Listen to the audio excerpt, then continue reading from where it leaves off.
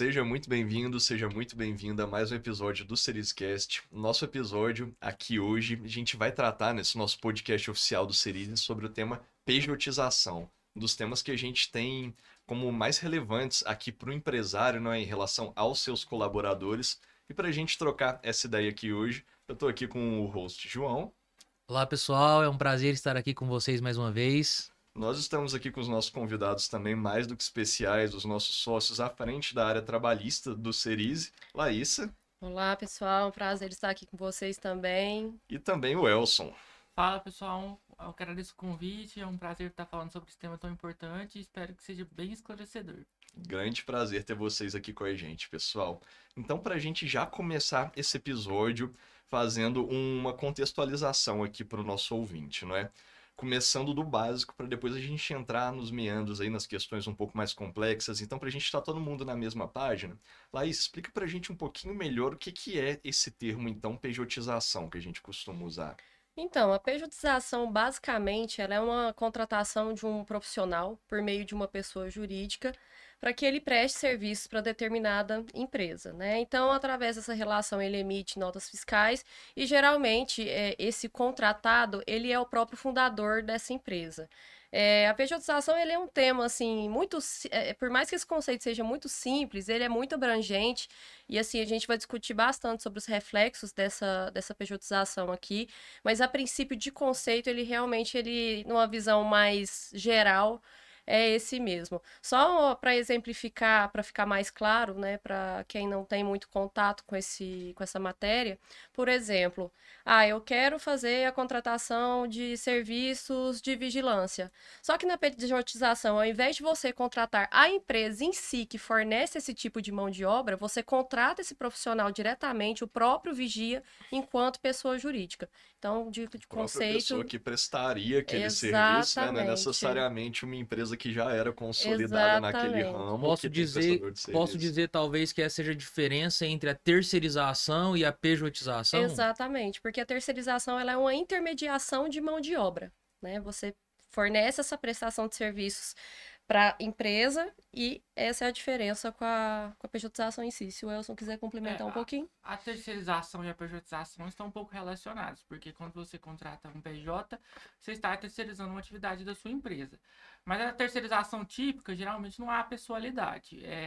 Você contrata uma empresa prestadora de serviço, ela pode mandar qualquer empregado, geralmente. É muito comum, por exemplo, em serviços de limpezas. Um dia vai uma faxineira, no outro dia vai outra. Na pejotização, no conceito que a gente está estudando hoje, é também uma espécie de terceirização, mas geralmente há mais pessoalidade. Geralmente é aquele profissional. É aquela pessoa específica, né? Aquele profissional que vai estar com a gente. Então, não são temas completamente separados, mas tem que entender um pouco dessas diferenças, porque hoje em dia, pelo menos, não há mais discussão com relação à terceirização em si. Ela é lícita desde 2017. Até da atividade fim, né? Sim. Não há mais aquela limitação que havia antigamente e aqueles riscos. Mas a pejotização ainda é bem polêmico até hoje. Ô Elson, você falou sobre a pessoalidade, né, na pejotização.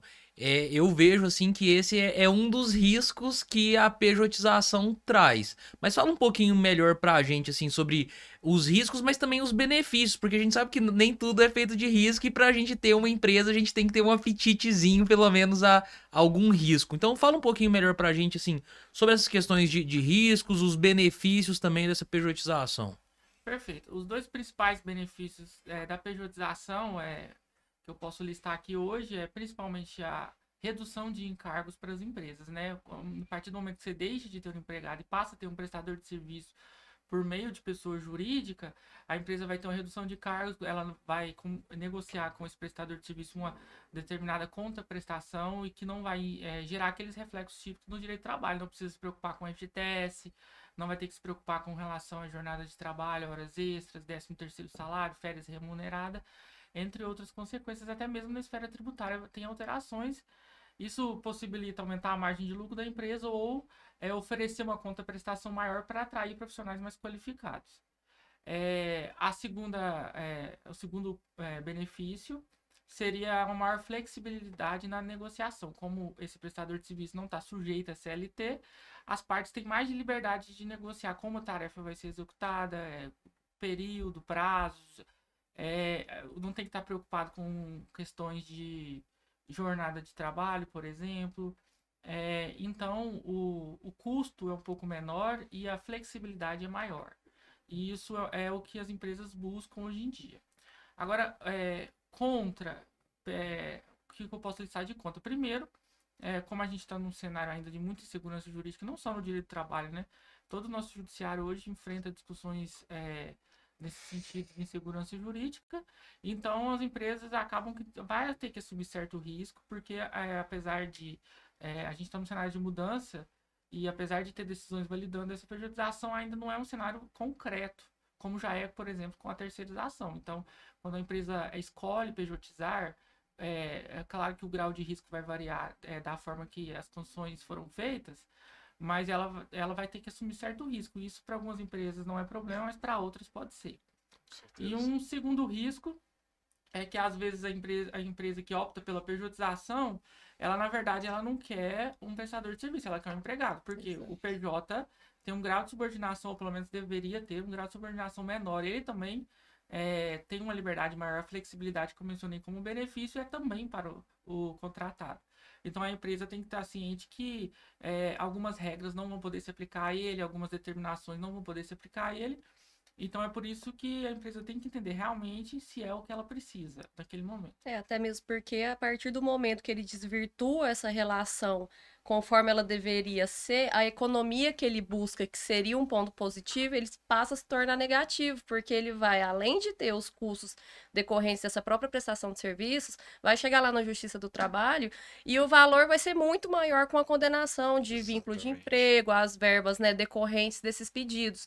E assim, a gente tem observado demais isso na Justiça do Trabalho. A quantidade de ação envolvendo fraude de pejotização é altíssima. E não só na Justiça do Trabalho propriamente dito. A gente também, por exemplo, nós temos aí até alguns clientes nossos também que têm ações do próprio MPT investigando essa regularidade desse tipo de pejotização.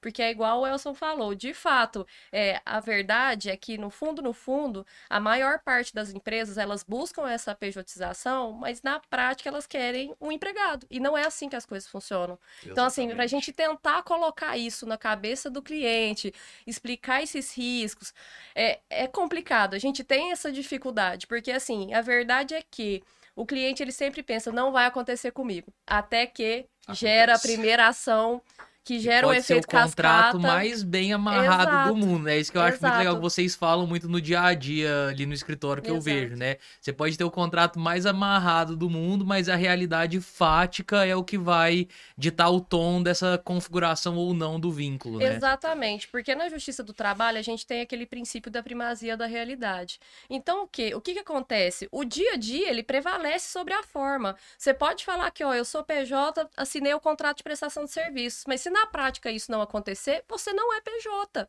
E a maior parte das condenações que a gente vê assim, na Justiça do Trabalho é tudo nesse sentido. A empresa chega, apresenta o contrato de prestação de serviço, mas e aí? E a prática? Cumpre ou não os requisitos de um vínculo de emprego? Às vezes no papel aceita qualquer coisa, né? Às vezes no papel é tudo muito bonito, vai né? estar prestando serviço só X dias, tal, específicos, aí chega lá, a pessoa tem que estar todo dia, de tal horário a tal horário, respondendo diretamente. Só falta bater colocar o dedinho ali e bater o ponto todo dia, né? Exatamente. E é justamente entrando nesse ponto, né, que a gente já comentou aqui sobre a pessoalidade. Então eu queria ouvir de vocês, até para falar aqui também para o empresário principalmente, né, para ele estar a par de quais que são os elementos que levam um juiz, que levam ao MPT, né, ao Ministério Público do Trabalho, identificarem que ali eu estou tendo uma relação de emprego e não uma relação terceirizada, não uma relação com um prestador de serviço CNPJ em que pese estar assim no contrato. Quais que são os requisitos, os itens que aquela relação do dia a dia ali tem que cumprir para que um juiz ou o próprio Ministério Público tenham indícios de que aquilo é uma relação de emprego e aí traga esse risco para o empresário?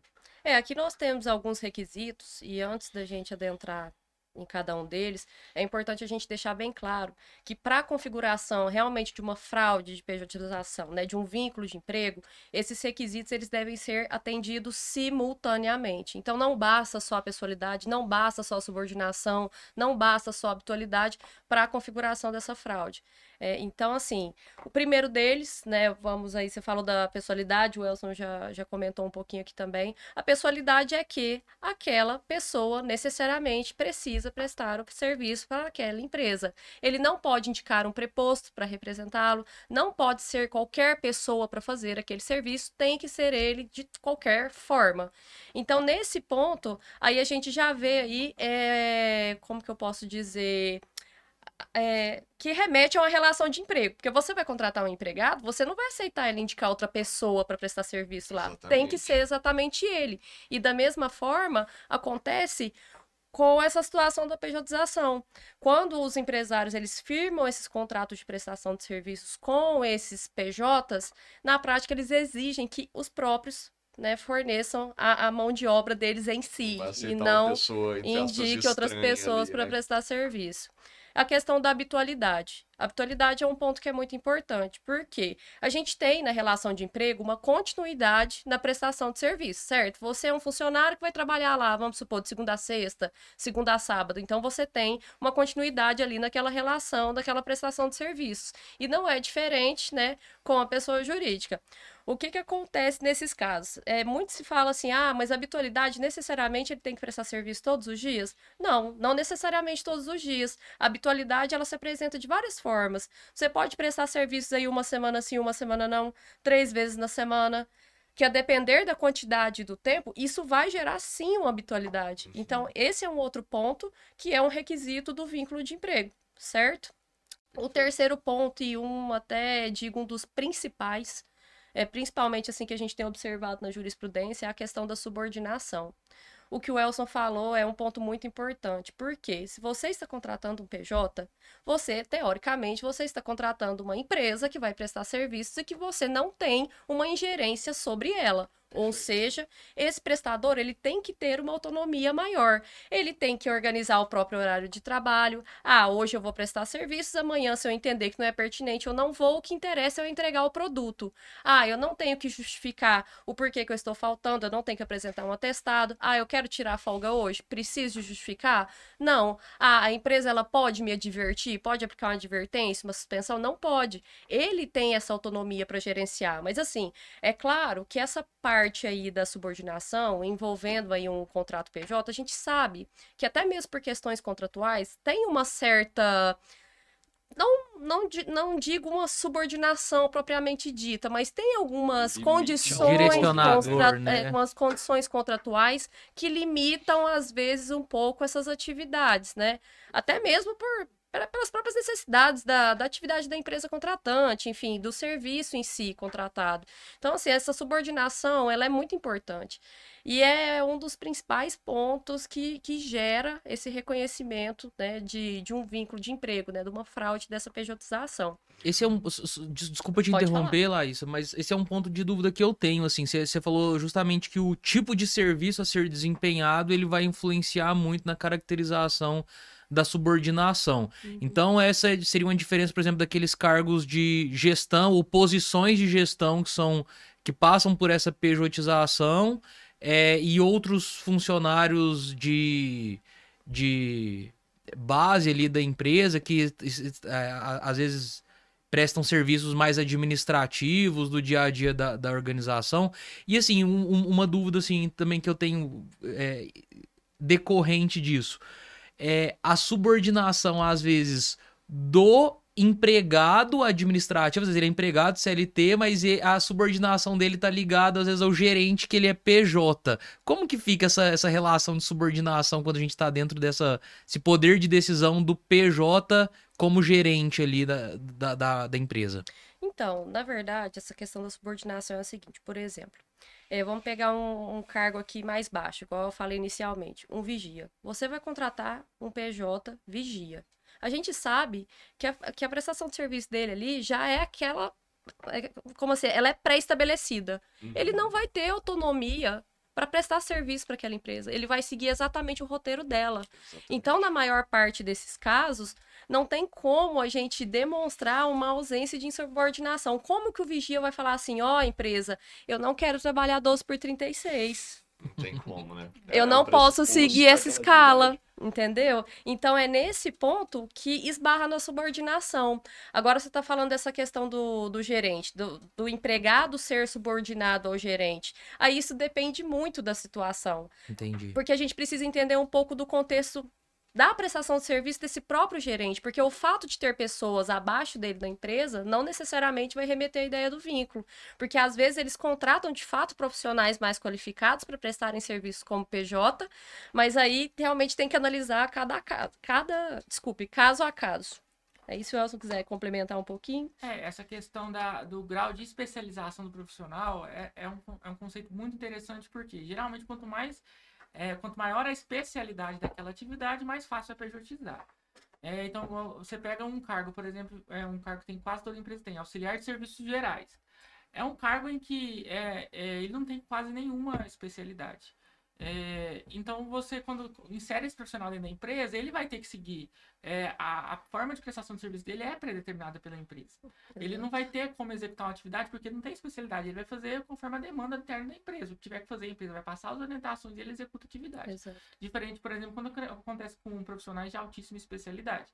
Então, vamos imaginar uma empresa de construção civil e que essa empresa precisa de um engenheiro. Qual a necessidade da empresa por esse engenheiro? É que ele apresente um projeto, geralmente. A gente está falando, ele precisa construir o projeto daquela obra. Esse profissional não precisa estar inserido, não precisa ter a atividade desenhada passo a passo pelo empregador. Ele tem a liberdade. O que a empresa está interessada nesse profissional é o intelecto dele que ele entregue aquele projeto. A forma como ele vai fazer o projeto, os detalhes desse projeto, a técnica desse projeto é toda do empregado. Então, essa é uma função muito mais fácil de pejotizar, porque é muito mais fácil tirar esse profissional dessa relação de subordinação, ou pelo menos reduzir a subordinação dele num grau mais leve, tá? Entendi. Porque a subordinação do empregado é uma subordinação de grau máximo, aquela subordinação que não tem quase nenhum grau de autonomia. É claro que quando a gente fala de relação entre pessoas jurídicas, a empresa contratante tem um certo grau de subordinação com a empresa contratada, mas é um grau leve. É até difícil você imaginar um cenário em que não há qualquer grau de subordinação. O importante é que não fique caracterizado aquele grau máximo de subordinação. Desde que tenha um leque de autonomia, um leque de liberdade para o empregado, esse requisito de subordinação pode ficar afastado, sim. Ah, legal. E além desses requisitos que eu passei, nós temos o da onerosidade também, mas eu acho que dentre os requisitos do vínculo de emprego, eu acho que a onerosidade ele é o mais difícil de você conseguir descaracterizar, porque toda prestação de serviços, ela vai ter uma remuneração como contraprestação. Então, nesse ponto específico, não difere do salário. Então, nesse ponto, é complicado. Aí, o que a gente fala? Beleza, qual que é a diferença aqui? Que o PJ ele vai emitir nota fiscal e o empregado não. Mas nessa parte em si, de fato, a gente tem mais dificuldade de caracterizar, porque a onerosidade, ela tá em toda a relação. E ela independe da quantidade, como que você paga, se é semanal, se é quinzenal, independe porque disso. o contrato de prestação de serviços, ele é ajustado conforme cliente, né? Uhum. Você pode fazer um pagamento de um contrato mensal, né? Da mesma forma como o empregado recebe mensal. Com certeza. Então, assim, o empregado pode fazer um adiantamento no mês, da mesma forma que você pode resolver num contrato fazer pagamento quinzenal. Então, assim, eu não... Isso é muito difícil de afastar, né? Exato. A própria atividade econômica já caracteriza uma onerosidade. Na prática, a gente tenta transformar esse contrato de prestação de serviço de forma que ele se afaste ao máximo do contrato de emprego. Então, assim, às vezes não é isso que vai definir o que é fraude ou não, pagamento mensal. Mas, se for possível, a gente tenta colocar prazos diferentes para que fique com menos aparência de emprego, tá? Perfeito. Inclusive, por exemplo, quando a gente fala de rescisão do PJ, um aviso prévio, né, do contrato de PJ, a gente tenta colocar um pouquinho diferente do aviso prévio da CLT, um prazo um pouquinho diferente. É claro que isso são detalhes pequenos, não é isso por si só que vai resolver a questão. Mas são indícios que pode facilitar na hora de descaracterizar o vínculo de emprego. Mas o que arrebenta mesmo é quando a gente pega uns contratos de prestação de serviço, tem previsão de pagamento de 13º. Pagamento de férias. Férias. Nossa, férias pra PJ. Aí quando a gente vê esse tipo de contrato, assim, nossa senhora. Não é pouco que a gente vê, né, gente? Como que é só pensar como que uma pessoa jurídica vai ter direito a férias na relação. Não é isso, eu tô contratando ela para um projeto, ela tem que me entregar o projeto. tem férias nesse sentido. E aí, reforçando, então, esses 5 vínculos, esses 5 requisitos que você trouxe, né, Laís, eles precisam estar presentes na sua integralidade para a configuração desse vínculo. Exato. Tem mais um requisito que, na verdade, a maior parte da doutrina ela não reconhece como requisito. Mas, assim, considerando eu uma advogada, assim, bem atuante na parte de contencioso, eu bato muito nessa tecla porque eu acho, sim, que isso é importante e que gera um reflexo positivo nas sentenças, por exemplo, que nós temos em relação ao vínculo de emprego, que é a alteridade. A alteridade é quando a empresa ela assume o risco do negócio. Você é meu funcionário. Se você causar qualquer tipo de problema para o cliente ele vai recorrer a mim, não é você. Então, se eu tiver um prejuízo, vai ser eu que vou assumir. Entendeu? Então, a partir do momento que você fala, ó, eu tô contratando um PJ aqui, ele vai assumir o risco do negócio. Não conseguiu entregar, não cumpriu o contrato da forma que deveria, então ele que vai responder pelas penalidades daquilo que foi pactuado. Certo? Outra coisa, por exemplo, o empregado. O empregado, ele recebe auxílio alimentação, plano de saúde, enfim, vários benefícios, prêmios, né? Enfim, vários benefícios aí. Diferente do PJ, o PJ ele vai assumir os custos dele. Ele assume o custo de deslocamento, ele assume o custo de alimentação, ele provavelmente ele não vai usar um uniforme da empresa, ele não vai usar um crachá da empresa, um e-mail da empresa. Então, assim, é claro que isso a gente também não pode colocar aí como regra, porque tem alguns contratos, né, por exemplo, representações comerciais, tem alguns pontos diferentes que exigem até mesmo assim seguir um padrão de fato da empresa. Não pode ser uma regra, mas esses pontos eles fazem toda a diferença. E ao meu ver, assim, o Elson ele não gosta muito dessa alteridade, não, mas assim, eu sou relutante nela, porque na prática eu acho que realmente isso faz diferença e ajuda bastante, principalmente na Justiça do Trabalho. Essa questão do risco é bem interessante, né? Eu penso, por exemplo, vamos trabalhar aqui com uma pessoa que trabalha com a parte gráfica, com a parte de materiais gráficos para uma empresa. Então, se eu contratar lá, por exemplo, efetivamente uma terceirização, uma pessoa jurídica que vai produzir as mídias. Gente, se eu for ter uma discussão, por exemplo, de propriedade intelectual, aquela empresa que eu contratei, se ela estiver usando elementos, a imagem de outras pessoas das quais eu não tenho direito, vai ser uma discussão de propriedade intelectual que aquela empresa terceirizada vai ter que arcar. Tá realmente sob o risco da atividade dela. Agora, se eu trago efetivamente o meu empregado, aquela pessoa que está dentro da minha operação, comigo todo dia, e ela está usando ali elementos de terceiros que eu não tenho direito, sou eu efetivamente contratante que tem um risco, que estou assumindo um risco ali. Então é um ponto realmente muito interessante que faz sentido, mas é algo que, assim, já que não está consolidado em lei ainda, é um ponto discutível, mas é importante ter em mente, né? O posicionamento contrário geralmente é dominante. A autoridade para a maioria, não para todos, né? Há essa discussão no direito do trabalho se a alteridade é um requisito do vínculo de emprego ou não. Mas a maioria hoje tem se posicionado que não. Então, não confiaria a pejotização somente afastando esse requisito. Eu afastaria principalmente a subordinação.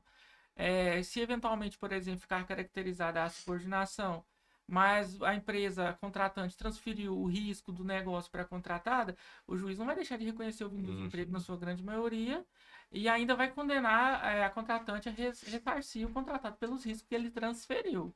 No direito do trabalho, quando há essa transferência, numa relação de vínculo de emprego clássica, às vezes acontece, o empregador tenta transferir para o empregado o risco da sua atividade, determinando que ele faça o ressarcimento de algumas despesas, de alguns prejuízos.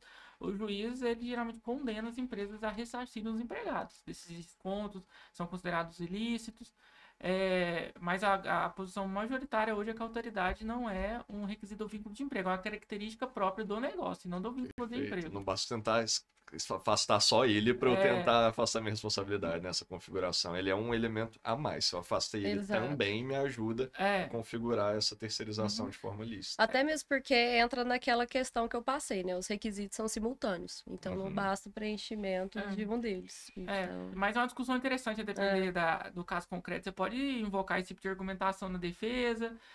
A depender se você já conheceu o posicionamento do juiz. Então, assim, apesar de haver essa discussão ainda, é bom ter esse conhecimento, porque dependendo do caso concreto, você vai precisar usá-lo. Vai usá-lo a favor do seu cliente, a favor da sua tese. O que eu tô vendo que faria muito sentido, na verdade, para as empresas, então, é passar por um planejamento de pejotização, talvez, antes de simplesmente pegar o contrato e sair para assinar.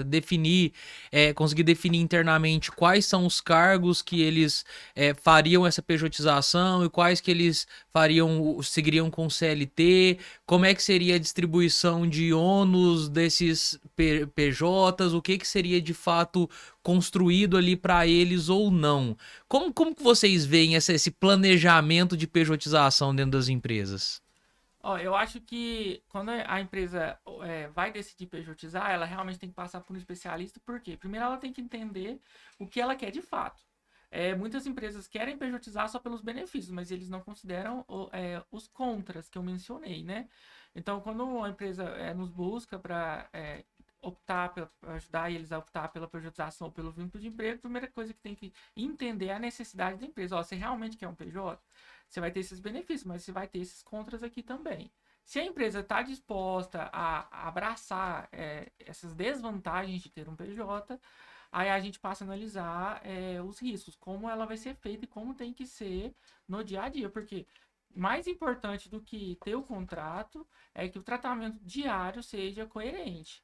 Não basta ter um contrato escrito lá que o empregado não está subordinado, se na prática dava ordens diretas, se controlava a jornada, até porque na Justiça do Trabalho... Manda o WhatsApp 3 horas da manhã querendo resposta. Exige justificativa para ausência, para atraso, impõe o uso de uniformes, insere esse empregado dentro da hierarquia da empresa. Então, a gente tem que fazer essas orientações, transformar isso num contrato e fazer esse acompanhamento para ver se, na prática, esse contrato está sendo respeitado. E não adianta chegar também falando que foi o funcionário que pediu, não. Porque isso não cola. Isso aí. Essa questão que algumas empresas usam, eu fiz pejotização porque o empregado preferia.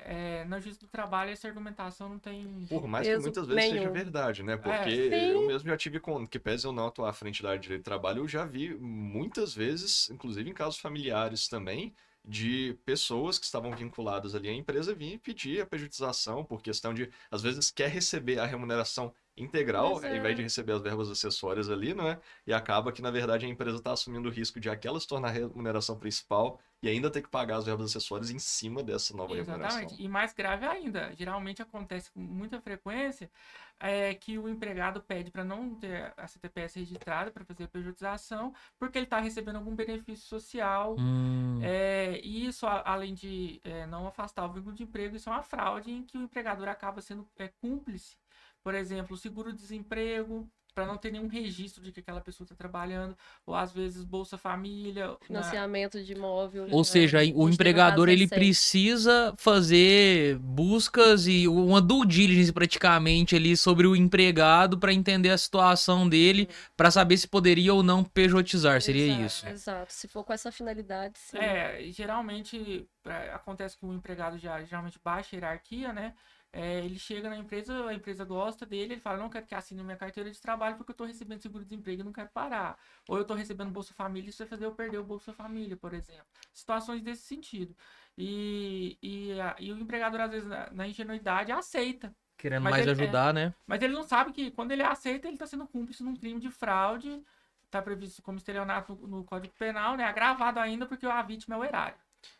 E aqueles casos em que o empregado ele já está contratado como CLT e eventualmente a empresa ou até por iniciativa do empregado eles querem fazer essa transição para o contrato PJ? Acontece isso também. Geralmente quando a empresa vai pejotizar, eu nunca recomendo fazer a dispensa de um empregado para recontratá-lo imediatamente. Primeiro porque isso é um indício de fraude.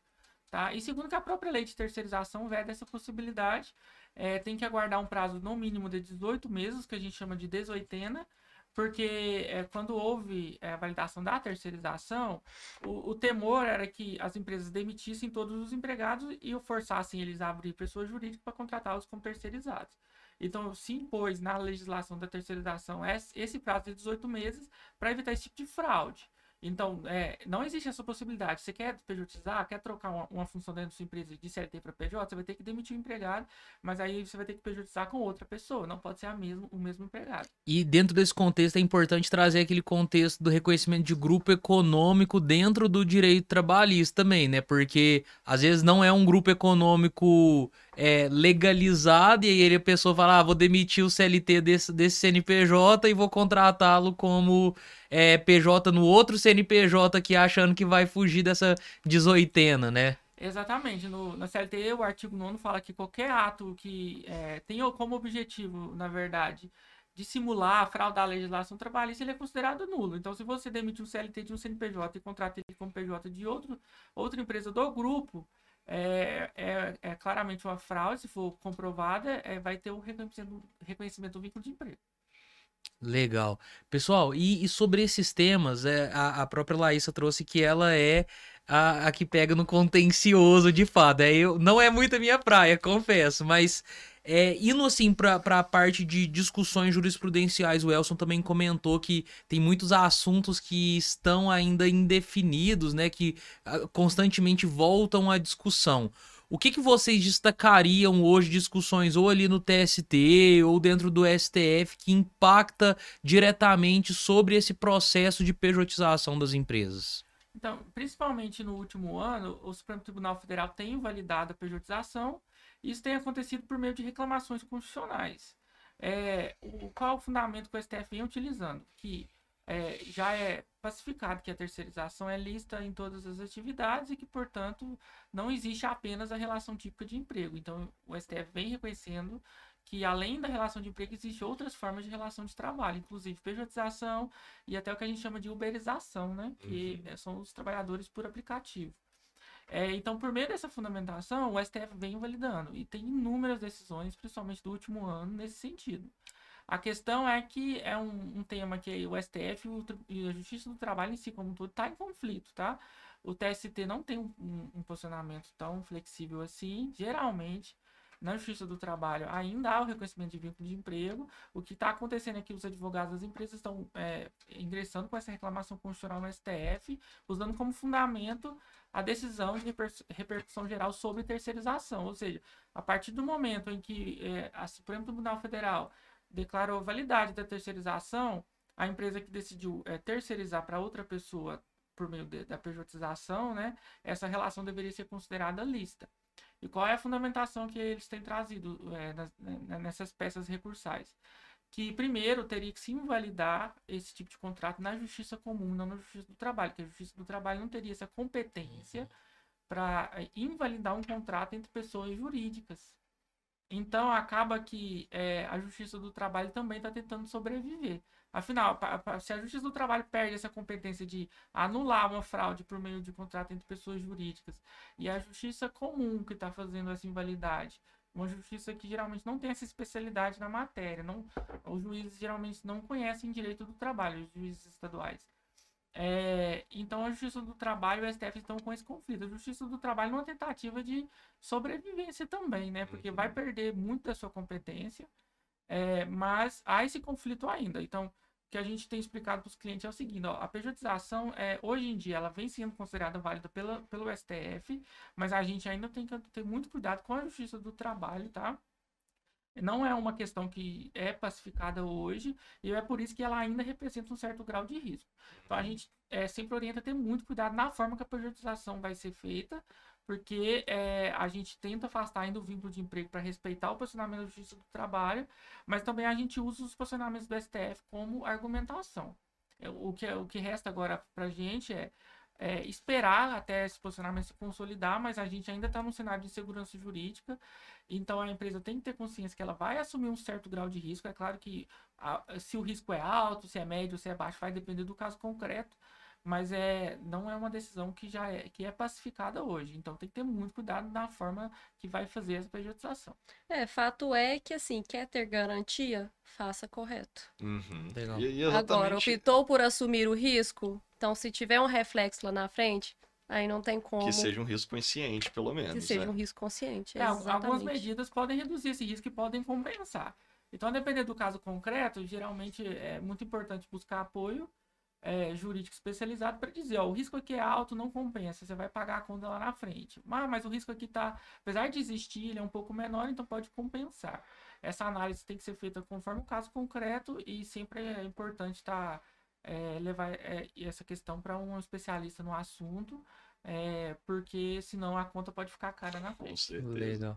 Eu tenho só mais uma duvidazinha, Thales. O Elson trouxe um termo novo aqui pra gente, que tá muito em alta também, que é a uberização. E recentemente a gente teve uma regulamentação específica para a prestação de serviços em plataformas. Agora ela foi mais, pelo que eu vi, assim, né? Ela foi mais direcionada para aqueles plataformas que utilizam veículos de 4 rodas, acho que bem para atingir ali, principalmente modelos igual Uber e 99, mas como que isso traz algum impacto direto, assim, para essa discussão da pejotização, ou ficou mais resumido dentro dessa prestação de serviço específica de transporte por aplicativo?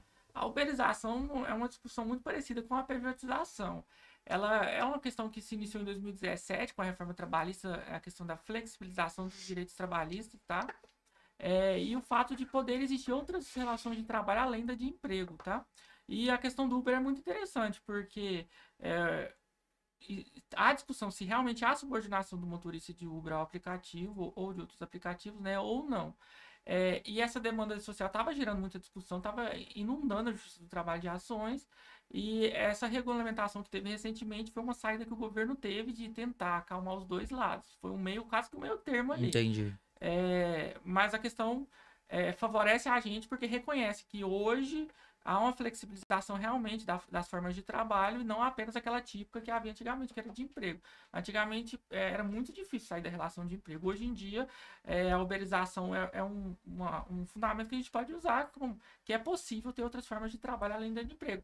As pessoas hoje, os trabalhadores hoje, é muito comum você ver nas redes sociais, eles não querem se submeter à CLT porque eles querem mais autonomia. Hoje, inclusive, há uma iniciativa popular aí, por exemplo, para abolir a escala 6x1. Isso somente é um reflexo de que nem mesmo os trabalhadores hoje querem aquele rigor da CLT. Eles querem mais autonomia para exercer suas atividades. Principalmente essa geração Z de agora, né? Justamente. Hoje você vê os empregadores reclamando da dificuldade de encontrar mão de obra, e é porque a geração mais nova não quer se submeter a qualquer relação de trabalho. Geralmente hoje há essa versão, a escala 6x1, por exemplo, porque um dia de folga só você passa praticamente a vida toda trabalhando com um único dia de folga. Você não tem tempo para atividade de lazer, para convívio familiar. Atividade criativa mesmo, né? Do espírito. Mas, ó, eu vou falar um negócio, gente. É cada notícia que a gente vê sobre a nova geração entrando no mercado de trabalho, só fazendo um parênteses aqui. O número, muitas pesquisas mostrando um número assustador de jovens que levam pais nas entrevistas de trabalho. Como é que você contrata uma pessoa desse jeito? Você não tinha visto, não. É interessante. Cara, eu vi muito, assim, e pesquisa colocando altos índices, assim, de pessoas que levam os pais na entrevista, e principalmente quando a entrevista é online, o pai tá junto ali no momento, ou pelo menos atrás da câmera, ali dando dicas, sabe? A nova geração não quer mais aquele trabalho tradicional, em que você fique no escritório o dia todo, de segunda a sábado. Hoje eles querem liberdade. Outra demanda que eles têm bastante é o home office, eles têm brigado bastante. Principalmente na área da tecnologia, se a empresa exige trabalho presencial, eles nem fazem entrevista, eles dão preferência, né? Principalmente profissionais que já têm um currículo muito bom, preferência por empresas que estão colhendo home office. Empresas hoje 100% presencial estão perdendo profissionais para o mercado. Aí que entra essa questão da uberização, da pejotização. Isso é uma alternativa para o trabalhador de uma liberdade, ter uma liberdade maior. É claro que a gente aqui não está partindo da premissa daquelas empresas que pejotizam, mas continuam exigindo escala de trabalho. A gente está falando de uma pejotização legítima. Você contrata o PJ, você passa o que você quer, o objeto do contrato, não importa que dia, que horário o cara vai trabalhar. Aquele trabalho assíncrono, né? Vamos dizer assim. Não importa se o empregado chegou às 8, se foi embora às 5, o que importa é ele entregou o serviço. Ele escolhe a forma que ele faz. Se ele fazer em 3 horas e quiser ir embora, é liberdade dele. Já a CLT não tem isso. Se você faz o serviço em 3 horas, você vai ficar 5 horas lá olhando para a parede, porque você tem que cumprir sua jornada de trabalho. Já nessas outras formas de trabalho, tanto PJ, uberização, autônomo, você não está preso. O Uber, por exemplo, trabalha quando quer. Se ele não quiser trabalhar amanhã, ele não precisa, não tem que justificar para Uber porque ele não foi. E só um adendo ao que o Elson está falando, a gente percebe que, de fato, o caminho natural que vem pela frente é realmente a intensificação dessa flexibilização das relações de trabalho.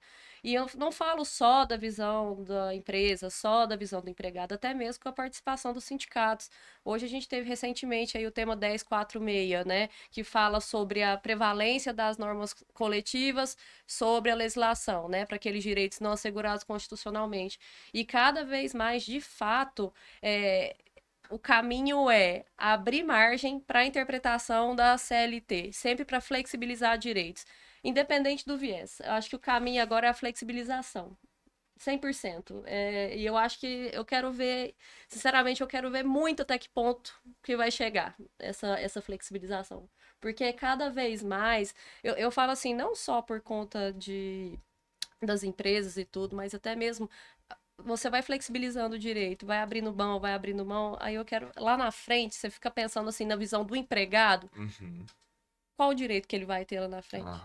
Entendeu? Perfeito. Então, assim, o que era uma justiça para proteger, hoje a gente tem uma brecha sobre ela e que tá gerando essas repercussões. E que você vai parar para pensar, é muito engraçado. Aí você fala assim, nossa, será que realmente hoje a legislação trabalhista, ela cumpre a finalidade dela? Que é justamente ser, assim como Entendeu? pressupõe do consumidor, né, uma mais protetiva, porque Exato. tem um desequilíbrio de suficiência ali, né? Exato. Tem uma parte que é realmente reconhecidamente vulnerável. Exato. Mas na Justiça do Trabalho hoje já tem um artigo muito interessante que fala sobre essa questão da hipossuficiência. Os empregados hoje que têm ensino superior e uma remuneração acima de 2 vezes o teto do regime geral de previdência social, eles têm um poder maior de negociação reconhecido pela própria CLT, tá? Então, por mais que seja CLT, se você é um empregado de alta hierarquia, com alta remuneração e com alta especialização, você tem uma maior liberdade de negociar o contrato. Você pode impor regras que geralmente a CLT veda para empregados comuns. Exato. Tem uma previsão no artigo 444, parágrafo único, que fala que, inclusive, um contrato individual firmado por esse tipo de profissional, ele tem prevalência sobre, inclusive, as normas coletivas. Olha só. Mas, assim, é uma situação bem específica, né? Não é todo empregado, mas já está reconhecendo que os trabalhadores hoje têm uma autonomia maior do que tinham antigamente. Proporcionalmente faz todo sentido, né? Porque se eu tenho uma vulnerabilidade presumida, eu mitiguei essa vulnerabilidade porque realmente eu tenho uma capacidade mais técnica ali que eu adquiri com Exato. estudos, não é? E realmente mitiguei tanto a vulnerabilidade técnica quanto uma vulnerabilidade econômica, porque eu também já estou atingindo ali um devido patamar de vencimento, não é? Na minha remuneração. Então, realmente, eu mitiguei essa vulnerabilidade, eu já posso responder algo mais próximo de um igual para igual ali. Olha, ouvindo isso, eu fico com algumas ressalvas, tá? Mas é porque eu vou muito para as vulnerabilidades da área civil. E assim, mitigar uma vulnerabilidade, ela não afasta a outra. Às vezes, apesar da pessoa ela ter um conhecimento técnico, igual nós aqui, né, advogados, a gente tem um conhecimento técnico de contratos, mas às vezes a gente não tem, de fato, o poder de exigir o que a gente, de fato, queria dentro ali daquela relação, né? Mas assim, eu concordo que realmente tem que olhar ali para a situação fática e não dá para falar que um auxiliar administrativo ele tem o mesmo a mesma suficiência de informações e tudo mais do que um diretor, né, um diretor jurídico, por exemplo, da empresa teria, com certeza. Mas, Laís, eu vou te falar que você me deixou com uma pulguinha atrás da orelha com esse futuro do trabalho aqui no Brasil, sabe? Realmente, a gente para pra pensar, eu fico meio perdido a hora que eu paro pra pensar e olho pra onde a gente tá indo. Principalmente quando a gente olha pra esses novos tipos de relação de trabalho, né? Que envolve diretamente a tecnologia. A gente tava gravando há pouco tempo um episódio sobre inteligência artificial. A gente falando sobre o quanto que a inteligência artificial vai impactar tanto nos tipos de trabalho quanto nas relações de emprego também, né? Eu acho que a gente vai ver muita mudança de agora pra frente. Exatamente. E eu acho assim que quanto mais acontecimentos, que estão por vir e aqueles que já foram, por exemplo, a pandemia, que gerou um reflexo totalmente, como que eu posso dizer, inesperado, assim, uma repercussão que a gente acho que ninguém tinha noção da proporção que ia tomar. E olha o tanto que depois da pandemia a gente teve reflexos na norma trabalhista, nas próprias estruturas das empresas hoje. Então, assim, de fato, isso aí junta tecnologia, junta contexto aí de todos os lados e vamos ver o que vai virar daqui pra frente. Aí a gente reúne de novo para conversar sobre. Com certeza. Então, pessoal, agora já encaminhando para o nosso bloco final aqui, para a gente encerrar, quais que seriam, então, já, claro, tendo como premissa de que cada caso é um caso, de que cada caso ele exige ali realmente uma análise específica, mas premissas gerais que vocês poderiam dar de orientação, de uma recomendação, uma dica realmente para que as empresas utilizassem ou pelo menos considerassem para fins de pejotização. Quais fatores principais que eu tenho que estar atento aqui dentro do que a gente já conversou?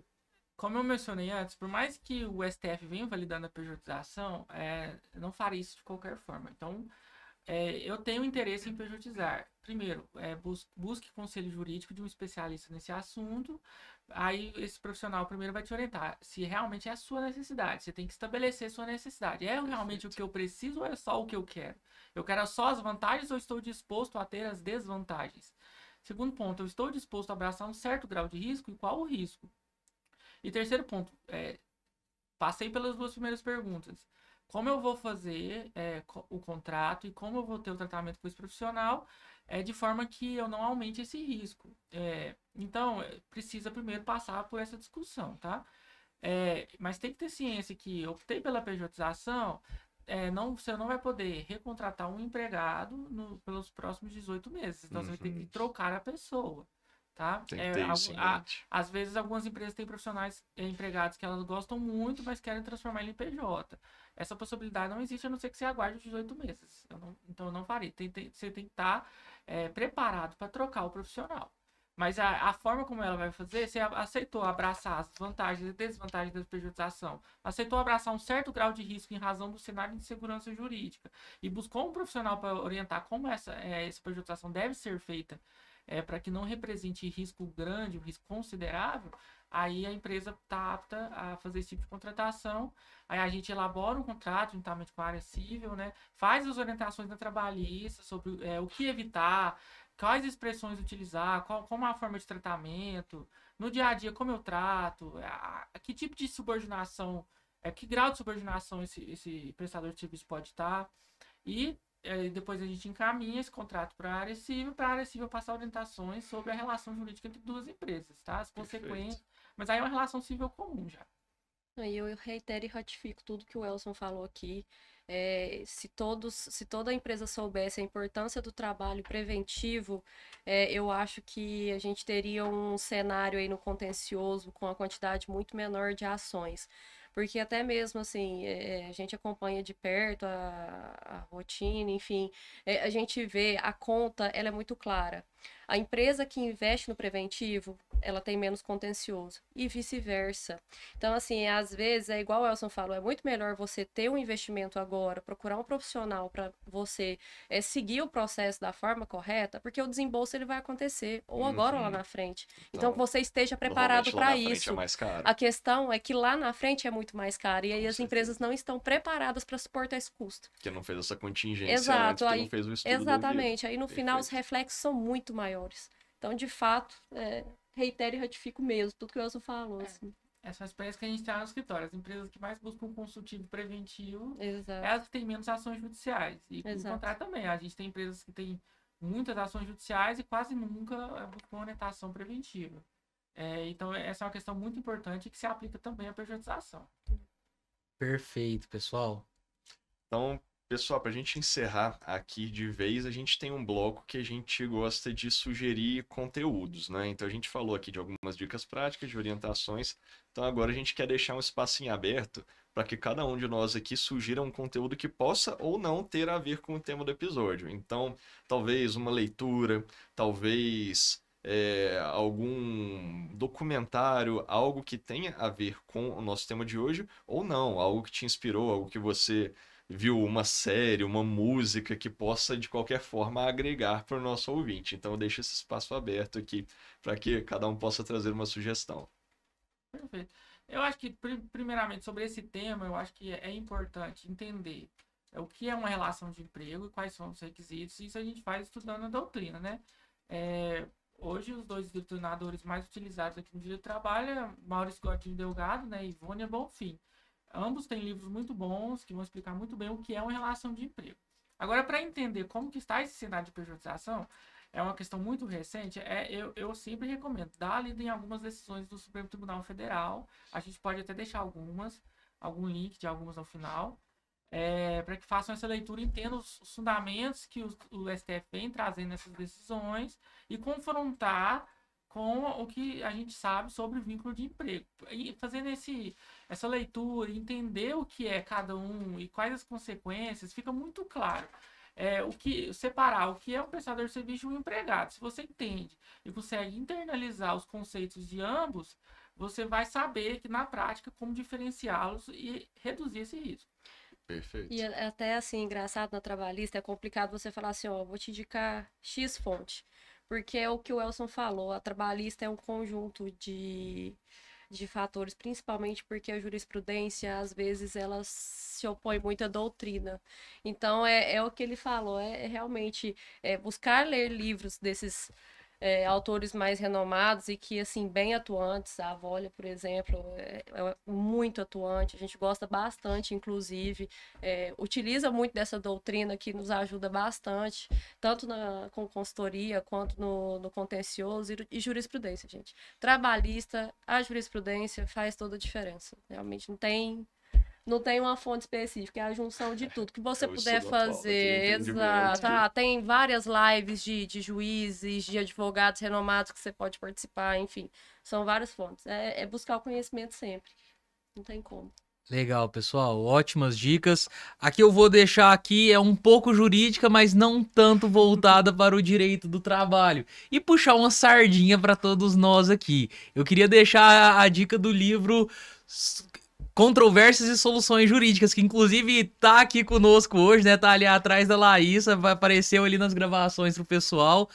Tem artigos de todos, é um livro coletivo da banca, e que tá recheado, assim, de muito conteúdo, de muita qualidade, referências, e então fica a minha dica e puxando o jabá aqui pra gente, né? Com certeza. E a minha não é nada jurídica, mas é só para descontrair, já que a gente conversou aqui um pouquinho, então, do dia a dia do empregado, talvez do prestador de serviço pejotizado. Então, vou deixar uma dica de série, que é The Office, né? O Escritório. É uma Clássico. comédia que traz ali, realmente traduz o dia a dia de um escritório com muito humor ali. Então, realmente uma dica para descontrair e complementar.